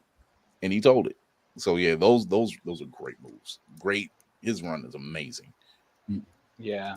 I was trying to find it, but I think the artists that did the Injustice kind of line, I feel like DC kind of took that, like when that came out, a lot of their not movies, but cartoons, all that kind of like shifted to like that art style, like right after when that came out. And I really think that impacted DC a lot. Was that Geoff Johns that did that for Injustice? Maybe. Jeff if I'm right. Yeah, it was Geoff Johns. Yeah, it was Geoff Johns. Yeah. Geoff Johns had amazing. He had Green Lantern, Flash. He had some. That man made Brightest Day and Blackest Night the talk of the comic world. You did not know about the other Lantern Corps until he wrote that story. And it still has an impact to this He was day. on a tear. He was on a tear for a few years. Like he did the Flash, and then he did Green Lantern, and then he turned around and did Aquaman. He was the reason why I had bought Aquaman for a while, because I was like, this guy's work is good. Yeah. Controversial sort of one, but definite. Bruce Timm. Yeah. No, there's no controversy involved. No controversy. He did the damn thing. He did the damn thing. Only for me, Bruce Timm is the animated series only in my head. But he drove me to fully dive into the DC side of things only for Batman, clearly. But that he pushed me over to that. Also another reason why the French horn remains undefeated. Yeah. Whoopi says Chris Claremont and James Tynion, the fourth. I'm sorry. And yeah, because I'm like, wait, I looked at that backwards. Which way does it go? Chris Claremont's run on X-Men. James Tynion is a savage. I'm about to say Claremont is the reason why X-Men is masterful work. Yeah, masterful work. And there's another Jonathan Hickman is another one. Yeah. Neil Gaiman, but Neil Gaiman with the man. So I was gonna say Neil Gaiman, yeah. You see, what's crazy about James Tynion, if you want that comic that has that psychological thriller that just grips you in the story, that man has just been doing ridiculous things. Something's Killing the Children is still going and being one of the most popular titles out because it's ridiculously good. Yeah, Whoopi agrees. She said Neil Gaiman. What's that man's name? Not Larry. What the hell's his name? Bob, Frank, Jojo, Thomas. I want to say Strowman, but that's not right. Shit. Oh, next. Who got next? Oh, I can't remember. Alan Moore's run on Swamp Thing is really good. Oh, we're gonna throw Brian K. Vaughan in there because Saga has got people by the hoo-ha. Okay. Why the Last Man? Yes. God. I am taking a drink to that one, Michael. Nice. Man, if you read Why the Last Man, you felt everything in every page. It's like, bro, get your shit together, man. you clueless, but they are fucking with you right now.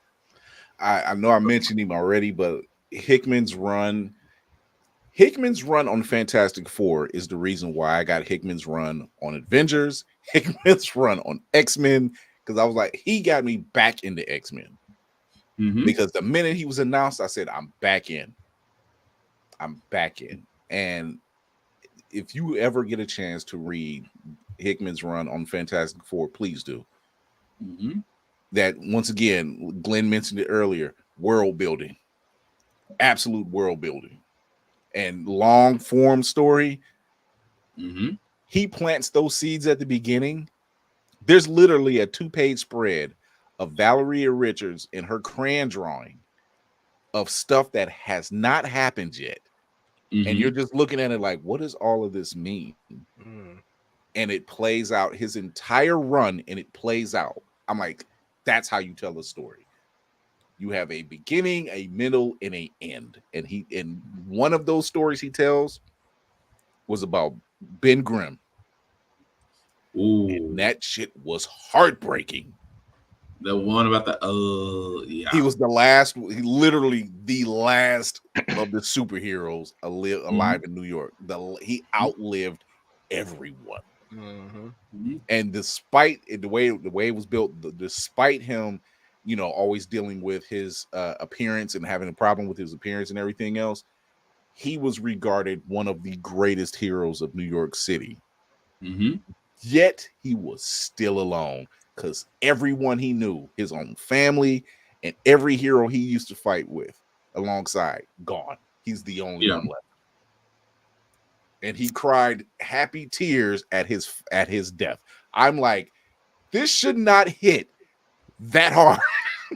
But it does.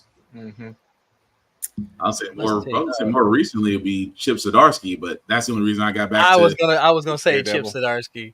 With his Daredevil run, with Punisher running the hand, being the demon of the hand. That was interesting. They give Frank any kind of job at this point. They just bring Frank back just for a run and then kill him right back off. Okay. Well, I'm going to say Mike Mignola. Ooh. Because Hellboy got everybody. I don't care who you are. You knew who the BPRD was. Yeah. After you watched Hellboy. Or you read Hellboy. The Crooked Man. Damn. Yep. Yeah. Lady M, you had something? Dwayne McDuffie. Oh, yeah. Of course. Of course. Why you at it? Milestone period. Just the whole milestone camp. The whole milestone camp. They brought. Not only did they bring the A game stayed there. Yeah. And when they disappeared, we were just like, "Where is it at?" And then they brought back the A game again. I can't think of any. Okay, I'm tapped. As far as things goes, Dwayne McDuffie does not. I don't think he gets as much credit as he should. Agreed. Right? Because not just Milestone, but the animated series of Justice League, and then Static Shock. Just agreed. Or you could say Dennis Cowan's run on The Question, because before he hit Milestone, that man made The Question genuinely one of the most relatable characters around, simply because he had no powers. He was a detective, but that was all he had, and it's funny because when you see the detective, like, okay, I'll use the Justice League animated.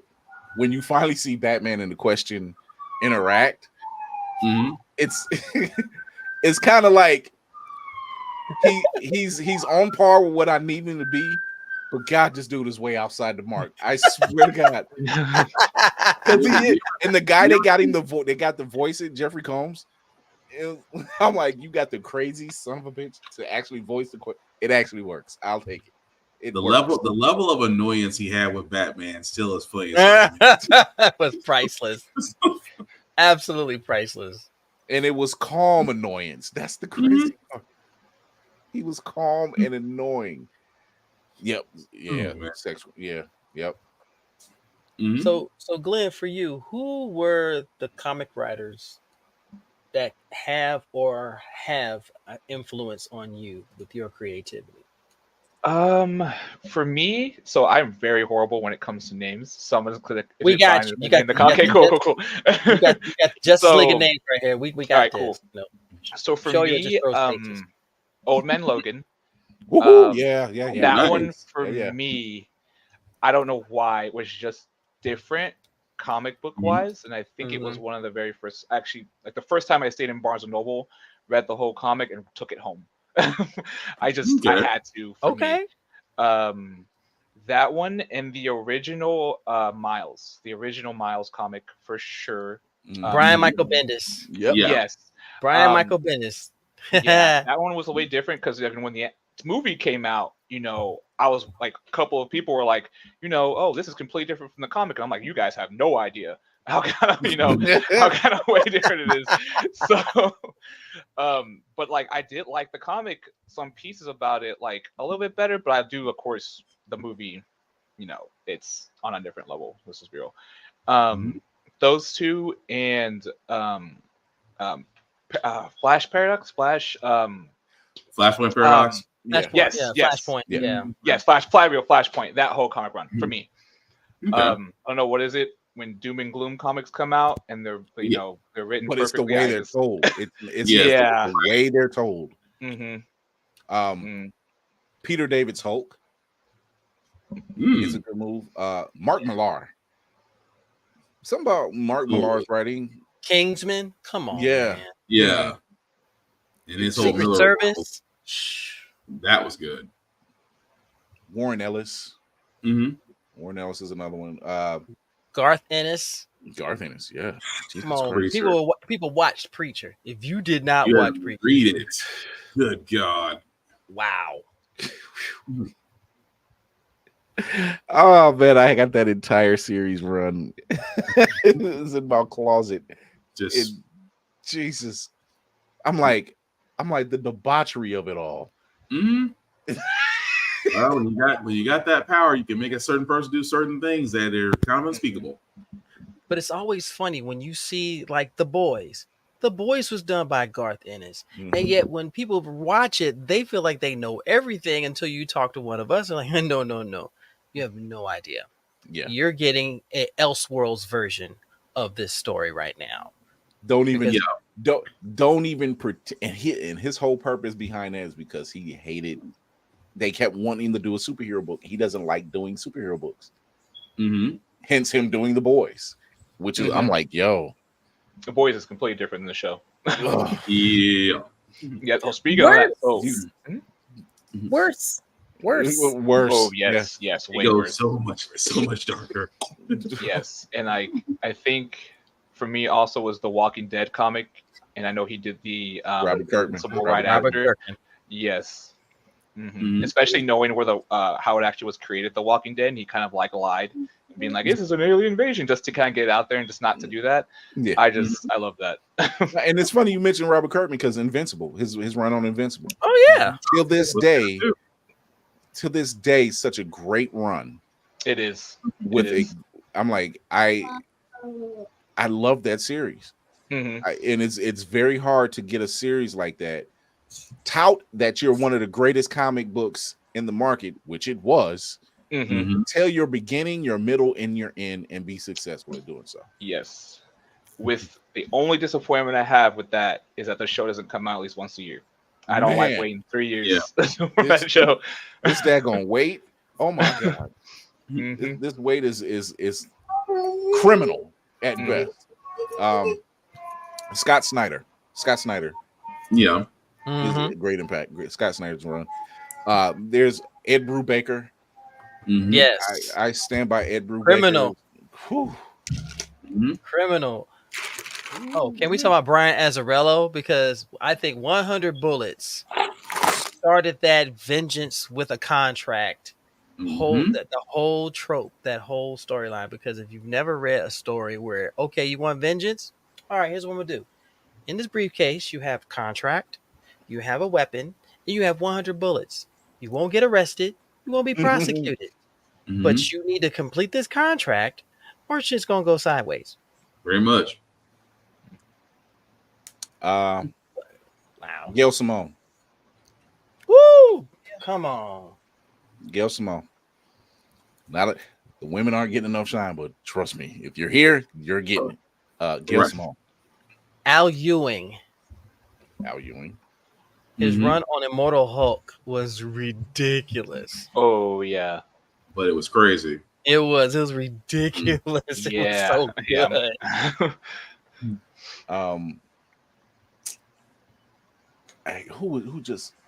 What is Eve Ewing? Eve Ewing's another run. Her run on Black Panther is amazing too.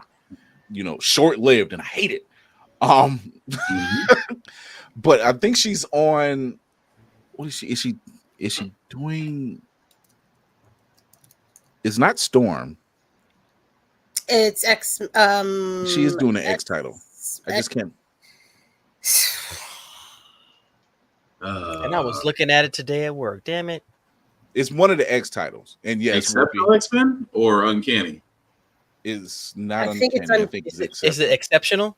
It might be exceptional. Yeah. You're right. You're right, Whoopty. Stephanie Williams. Yes, bless her heart. Yes, Stephanie and Asia Writing Nubia. Yeah. So and Moon Girl and Moon Girl and Devil Dynamo. Moon Girl, So Devil Dynamo. there's a lot of influence. I don't think we get. I think the influences that we get now in the mainstream aren't as prominent as they were before. Because all the ones we just named, like they were mainstay. Like we didn't even mention Jim Starling or any of these guys, you know, Right. or Roy Harper for that matter. But we have, a lot of those runs are intense, like really good run. They're actually like springboards to like, you know what is going to get me into XYZ. Like if you want to read like you said, Navy, you want to read a really good Green Lantern story, read Jeff Johns' run on Green Lantern. Flat out. You want to get introduced to the world of Black Panther, start with Don McGregor's run. And if you want more modern, Christopher Priest. Yep. Yeah. You know, Reginald Hudlin, he's another one. You know, who ran on that was amazing. So a lot of these other ones, they have a lot of independent comics, like offshoot comics that's not with the main two or main three now, I should say.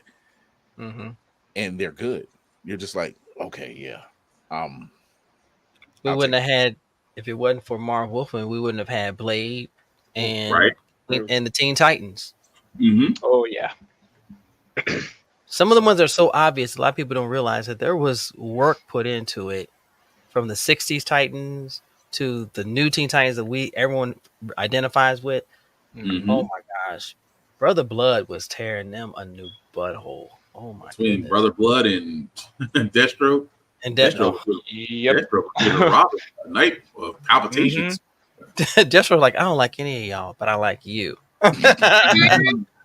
Oh, sir. No. Exactly, Obi. I couldn't have put it better myself, bro. He's spitting. So, Lady M, I know there was some other female writers that are escaping my name other than the ones we just named. Yeah. But they're coming, but they're like up and coming. Well, I don't want to say up and coming. They're more like under the surface, I guess is the best way to say it.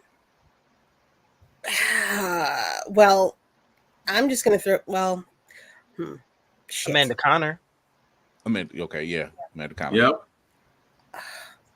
All I'm thinking of is my friends that I see at the cons every year, whose stuff I get, and they're they should be up there, but they're not yet. Shit. I can't think of anybody but authors right now. I can't think of comics. I'm gonna say it. There's not enough women in comics for me to. I would say like that. I wouldn't say it's not enough. I think it's. I don't. It's. You're right. It's not enough. It's not but enough. It's not enough. But it's not enough. Exactly. It's not enough that's being recognized. Is the best way to put it. Because a lot of them. There's a lot of them. Yeah. But we don't hear about them a lot. No. Because when I found out Eve Ewing was writing on Black Panther, I said, "Well, I'm getting Black Panther regardless. That's my MO." However, I want to see her run on it. I want to see her take on it. And me and Kira both said it. We were like, I want to see her write Storm. I need to see her write Storm. I want to see her write Storm. I need to see her. So, is it a work in progress? I should hope so.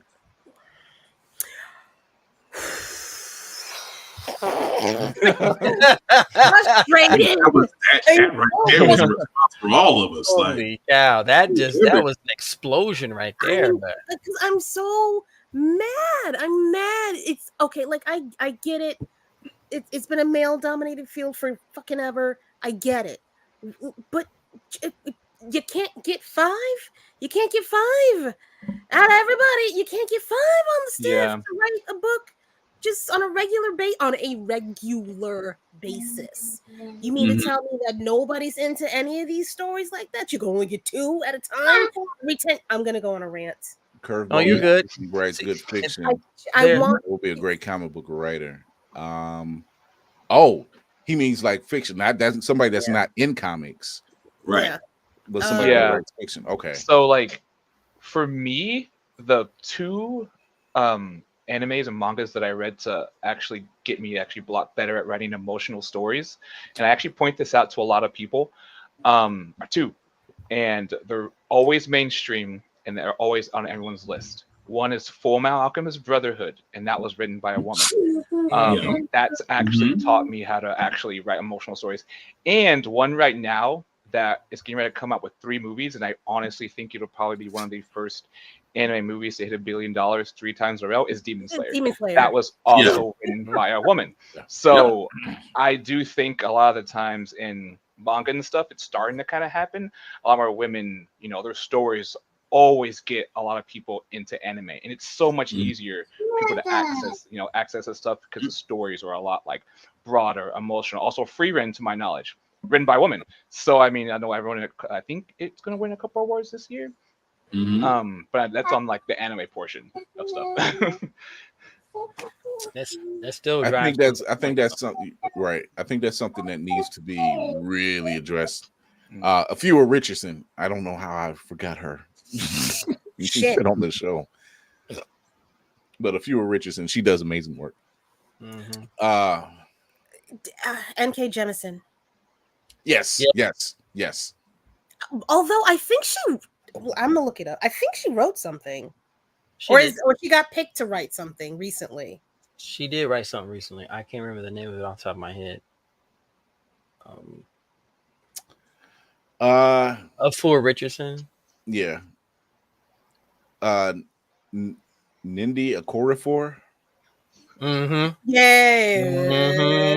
I was hoping I wouldn't. I was hoping I wouldn't, because I was like, I know she's on it. Her name is there. I was like, I just hope I don't butcher it. But yeah, she's an amazing writer. There's several. Hold on. I got a list in front of me now. Jamila Rouser is another one. Yeah. Girl Gone Geek. I hate to say it, Ernest Cline, Ready Player One. Okay. T. Franklin. She had a run on Harley Davidson. Harley Davidson. Harley Quinn, Harley Davidson. It's heard a motorcycle outside. Sorry. But I think I need to do a show that centers around Black female comic book writers, mainstream and independent. I'm gonna butcher her name.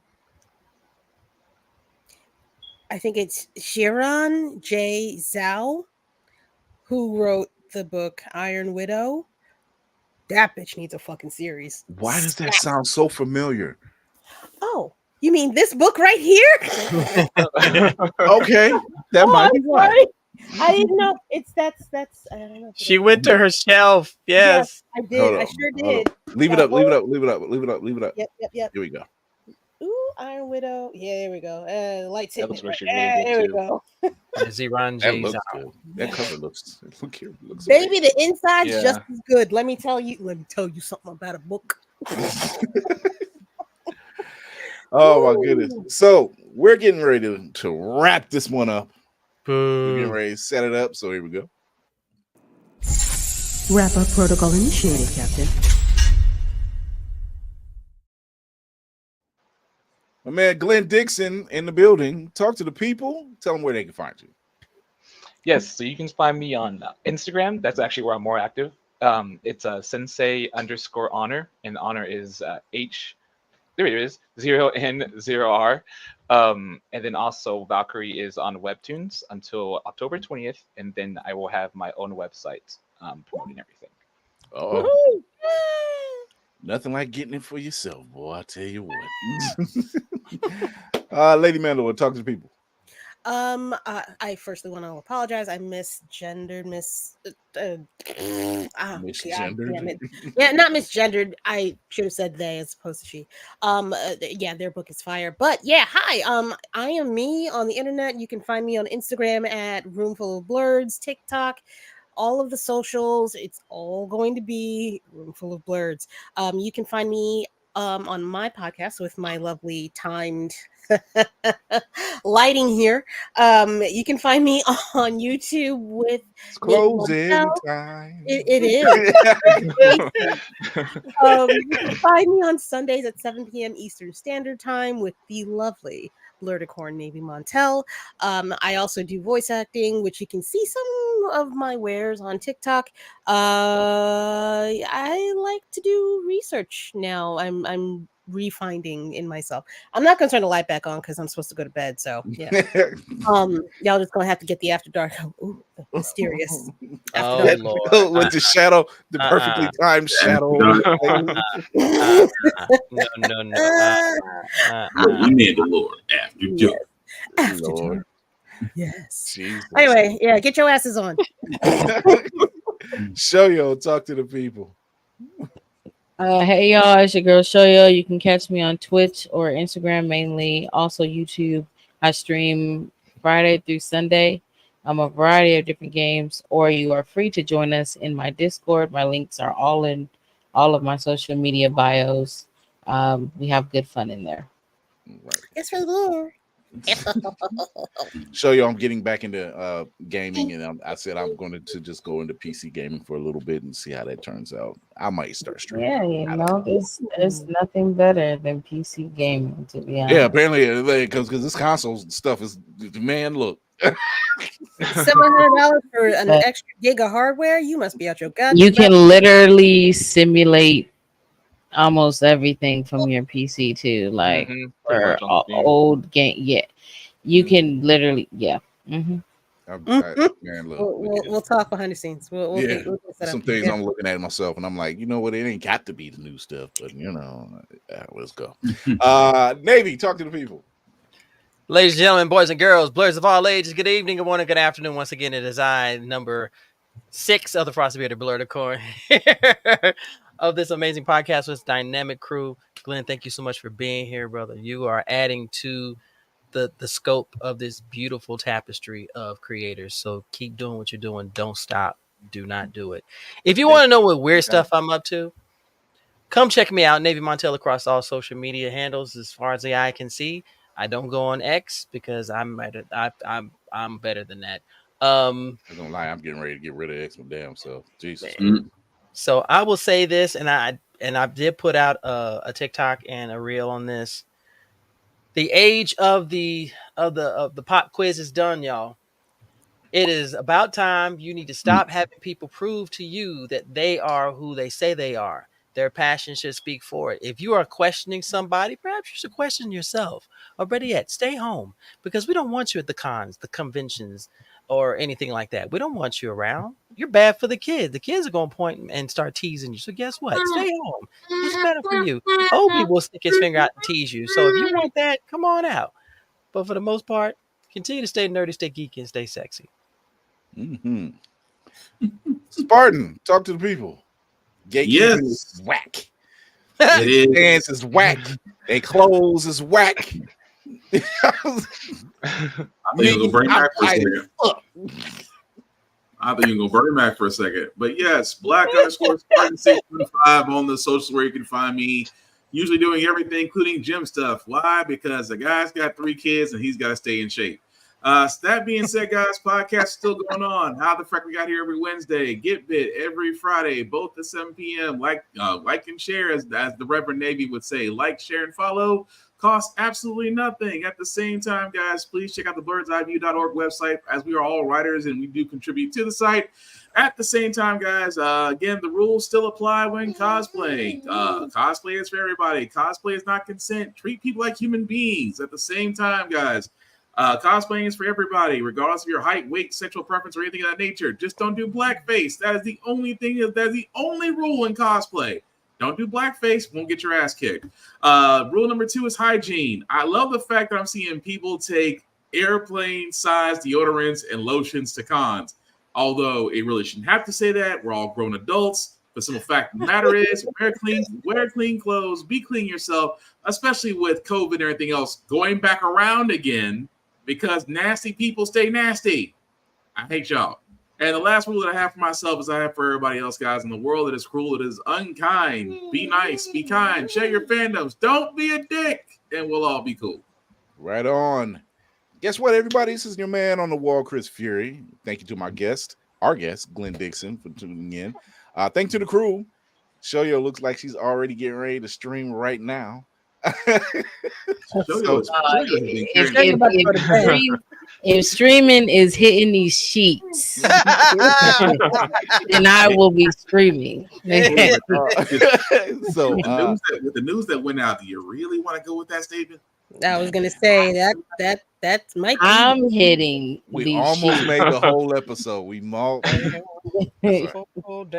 Just saying. 1,000 bottles of baby oil and lubricant cannot be wrong. Anyway, thank you for tuning in. For everybody that's on IG and Twitch and YouTube, you can check us out every Tuesday and Thursday, 8 p.m. Eastern on those channels. You can also listen to us wherever you listen to your podcast. We drop the next day at 8 a.m. in the morning. So you can listen to us while you're at work, have a couple laughs, get some information, get your latest new independent artist book or whatever the case may be. With all that, thank you to the team. Thank you to our guest. Remember to educate yourself and others, entertain yourself and others, and most of all, educate yourself, encourage yourself and others. Good Lord, it's been that long, and we're episode 3 in. Engage yourself. Make sure you engage yourself. Hey, might as well. I might have to do that. Keep Hey, the way yourself things. inside. Hey, look, that's what got Diddy in trouble. So good night, everybody. Good night, everybody. We will see you on Thursday. We'll be talking about Agatha all along, so stay tuned. We're gonna have a ride. See ya. Bye.